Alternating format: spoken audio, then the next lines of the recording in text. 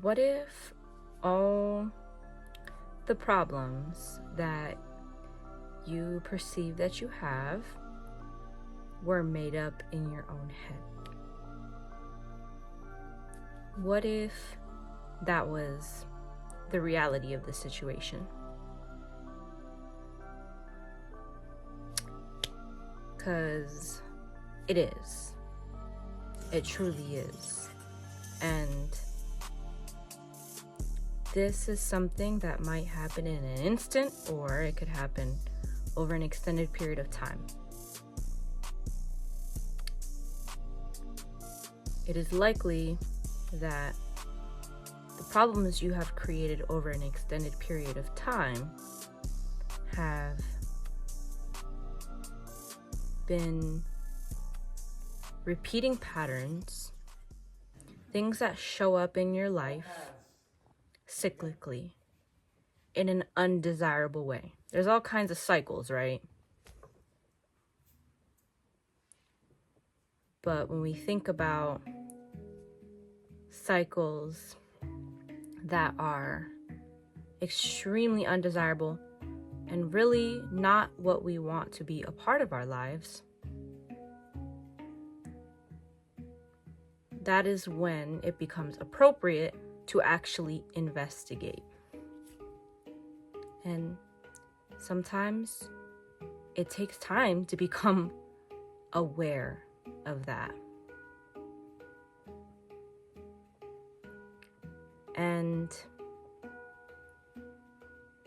ideally, we do not get to a point where there is harm being done to yourself or to others. Knowingly or unknowingly, it would be best that we don't allow it to get to that point. Now, I know in my heart that we grow through these things. Everything that happens, as terrible as it may seem, serves a purpose. You are the one who is going to assign the meaning to that. You can come up with all kinds of stories and narratives as to why something is happening to you, why you are perceiving a cycle. This would be something that you would investigate. What is the narrative that you have been telling yourself and others about your circumstance over an extended period of time?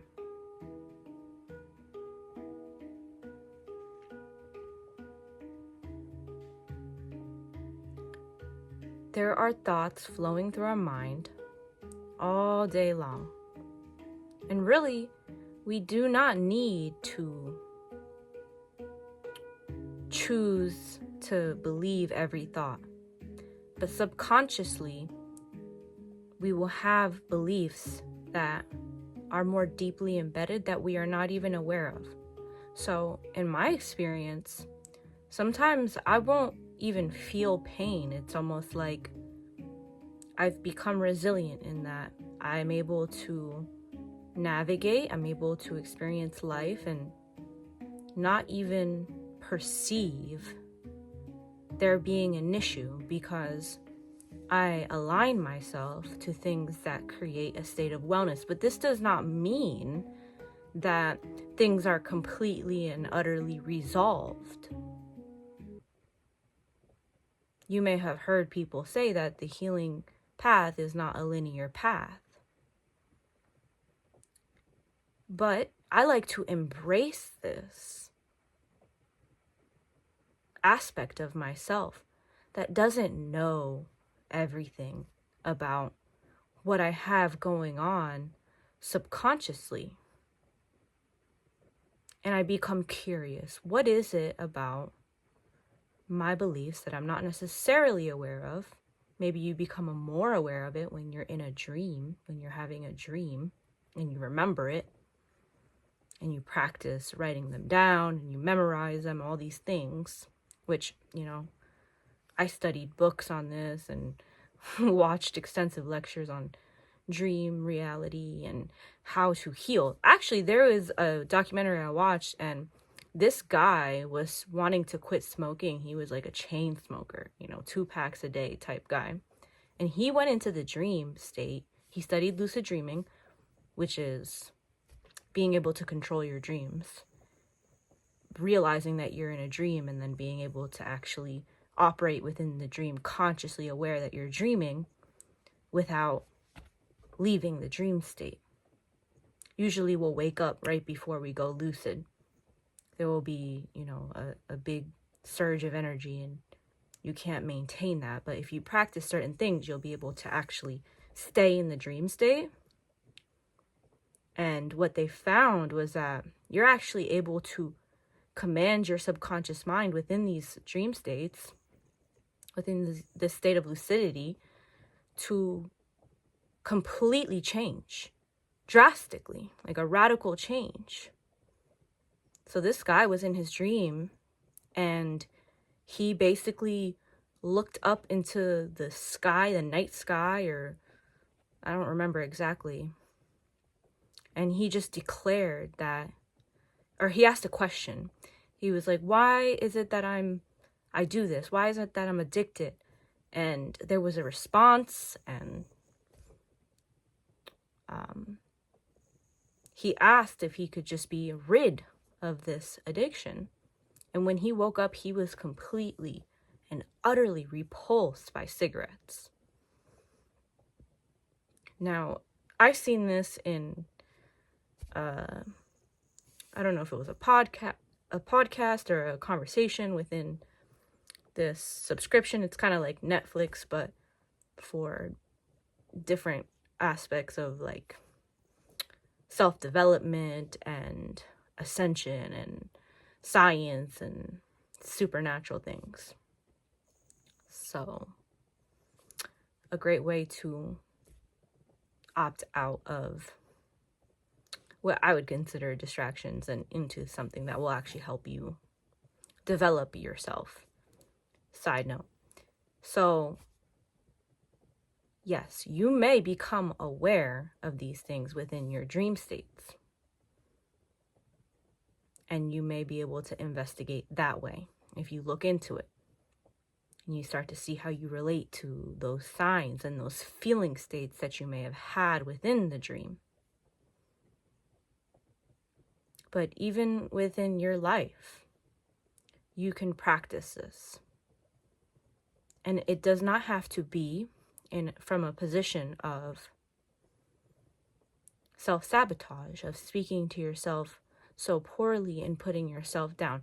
There is enough insecurity and self-hatred that goes around on this earth for multiple lifetimes. And mostly these self-deprecating thought patterns and self-sabotaging dialogues that you have within yourself are subconscious beliefs, right? So, that is what it is, but you don't have to approach it from that perspective. You don't have to allow yourself to do that. You can actually start to incrementally position yourself to speak kinder words to yourself, and that will actually help you grow. That will give your soil the nutrients so that your seeds can actually sprout, so that your seeds can actually bear fruit.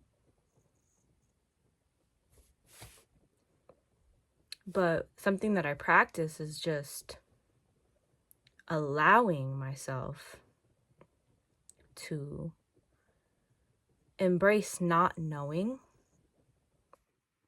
I don't know exactly what is going on all the time, and that's okay.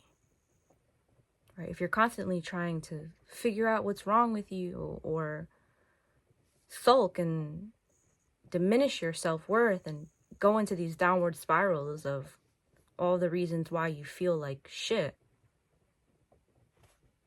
there's no room for improvement. There's no room to grow and to come out of that, right?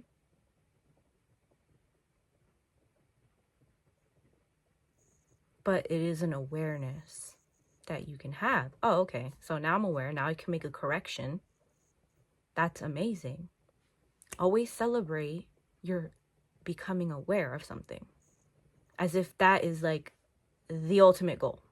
Becoming aware so that you can make the necessary changes to grow in a way that nurtures you and the soul that you are and the position that you're in. Honoring where you are at. Honor where you're at. It's okay. That's the whole point. Is to be where you are. That's the only place that you can actually be. Right? And when you do it from a place of honor and respect for yourself, for what you've been through, for who you are, all of those things that you made up in your head and project outwardly into your reality, they don't hold as much weight.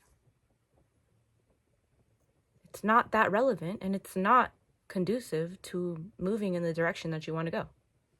So,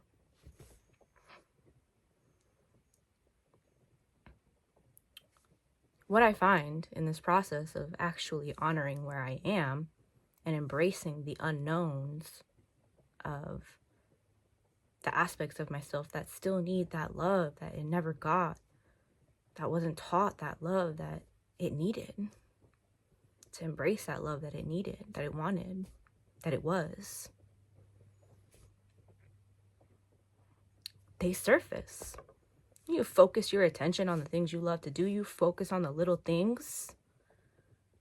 You focus on the areas where you do have control, where you do know what's going to help, what's going to serve, what you're grateful for, truly. And it doesn't have to be extravagant. One of my favorite things is essential oils. They're so subtle. They're so sweet. You just put a little bit of lavender in your hand and you smell it, and your whole body, all of your cells of your body will start to attune to that actual vibration. It is a vibration. It is a frequency. The frequency of lavender. You can actually go and buy extracted essence from different flowers that have particular properties to them that hold certain energies and frequencies. And yeah, it's like the placebo effect, right? The studies of the placebo effect, where people took a sugar pill thinking that it was going to take away their headache and that it was some kind of a headache remedy, when really it was just a sugar pill, but everybody's headache went away. Same thing with the flower essences and whatever the case may be. And there is a certain extent where, these things are actually vibrational and real. Like, there's no way that you're gonna not relax on an energetic level when you smell the lavender. But these are the little things that you can start to really appreciate that are so soothing to the body, to the mind, to the spirit, soul. On a soul level, you receive that care. Especially when you're sourcing things that are from places that were grown with love, from places that were considerate. This cat's trying to come in. I'm gonna pause this video. I'm gonna end this video, but I really appreciate you guys for watching. And just remember that as you focus yourself in these areas that are subtle, sweet, nice, extravagant, fun, joyful, maybe you go and do something really, really fun. You take an adventure. Everything in between.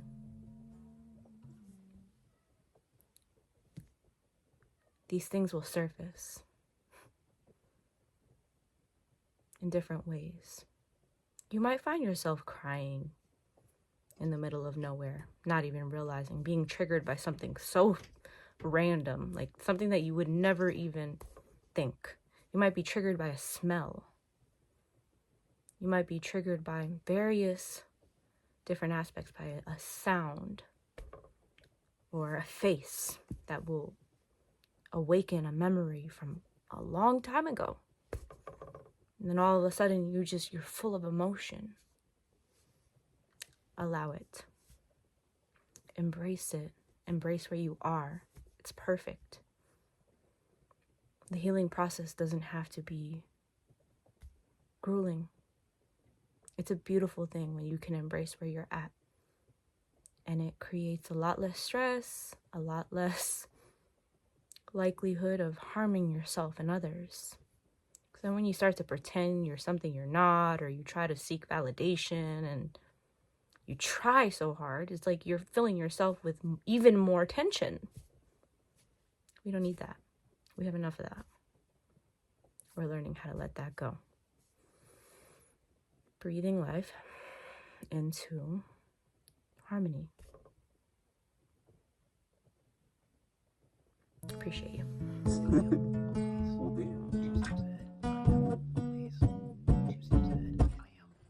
Well, damn.